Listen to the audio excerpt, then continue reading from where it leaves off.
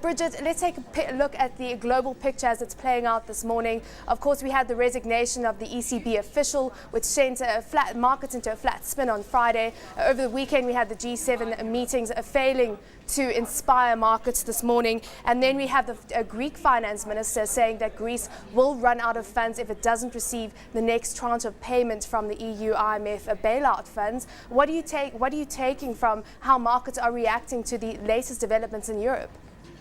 Well, I think the markets themselves are very uncertain. Obviously, the talk about the Greek default has been something that we've been thinking about for a while, but now more and more there's political intervention. You're seeing the likes of, with Mr. Stark resigning, that's quite a big one, just by virtue of the fact that he's one of the more conservative members of the ECB, as well as the older Bundesbank members who now are in the minority in terms of supporting peripheral Europe, supporting those peripheral bonds, and ultimately printing money into the Eurozone to support that economy. So those kind of things coming to the fore, as well as the fact that the German Parliament not that happy about the fact that Germany is the main funder with regards to bailing out of the likes of the peripheral zones, one of which being Greece, which is, as it turned out, being one of the more expensive bailout packages that has come to the fore. So I think more and more we're starting to see a little bit more pushback. We're seeing Finland pushback, we've seen Norway pushback, we've seen Denmark pushback, we've seen the Germans pushback, and I think that it's really crunch time with regards to what's going to happen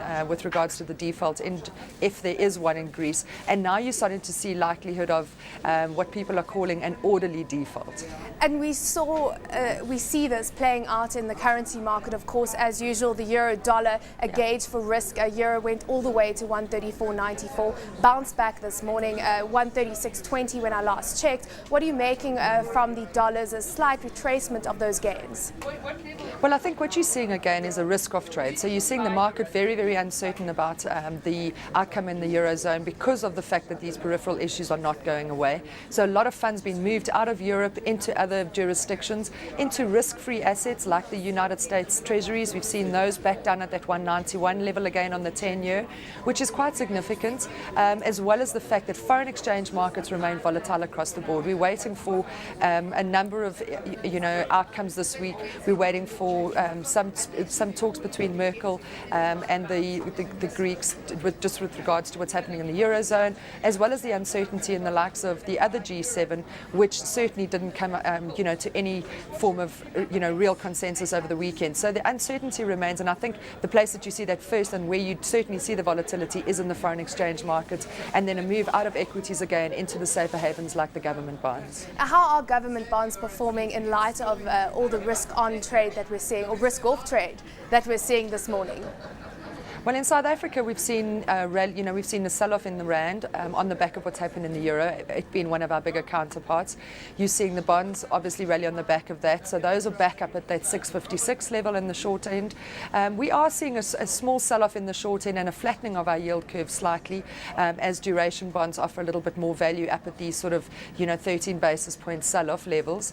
So we expect that will continue as the market absorbs more, more what we call risk-free assets. The stock markets themselves have also sold off. So from a risky asset perspective, South Africa, it's tentative at these levels. With the rand trading now at 7.35, these are levels that we haven't seen for a long time. So you're seeing a lot of exporter demand come in, selling into the rally up to 7.35 and keeping it sort of supported at those levels. Yeah. And on the bond markets, we're also seeing, some form of, as the rand rallies, you will see the bond market sell off, specifically in the shorter term. As you say, at these levels, the rand presents an opportunity to exporters. What new trading range have you factored in for the rand for this week? Well, look, I think, with that big break of that 728 level, that's quite significant because then it opens up 740 on the next technical level. We're seeing a lot of exporter interest around 735, both in the outright and in structured trades. So looking for the value that you're seeing in the rand at those levels that we haven't seen for some time. We've also got a couple of risks coming out. We've got the quarterly statement out of the SARB, as well as next week's MPC, which are, quite big swingers in terms of the sentiment around the local outlook with regards to what's happening happening in the global backdrop. So, I think for now business confidence has deteriorated, and we're deteriorating along what's happening within the global picture. So that's, in terms of manufacturing, in terms of production, it's in terms of sentiment generally. The global outlook's not looking great, and I think that poses a risk for South Africa, and therefore we can expect a dovish statement next week. Are you factoring in a possible rate cut at this stage, or is it too early for that? Well, I think the market's factored in a good percentage of an opportunity for a rate cut. We certainly look, if you look at the FRA market, it's pricing an almost 80% chance for next year. I think it's a little bit aggressive, but we'll have to see what happens next week with the MPC statement. The outlook is extremely dire at this point in time. Whether or not a cut by the Reserve Bank is going to do anything to alleviate that is really what the argument's been about. We're looking for flat interest rates for the foreseeable future, because inflation is something that still does plague our local markets, as well as the fact that rand at these levels isn't that favourable with regards to our inflation outlook. So, it's really a weigh up of whether or not growth outweighs the inflationary picture, as well as the fact that monetary policy isn't necessarily a sharp enough tool in this kind of environment. So we at Nedbank are looking for flat rates certainly for the next 6 months, and obviously with a risk to a potential for a cut.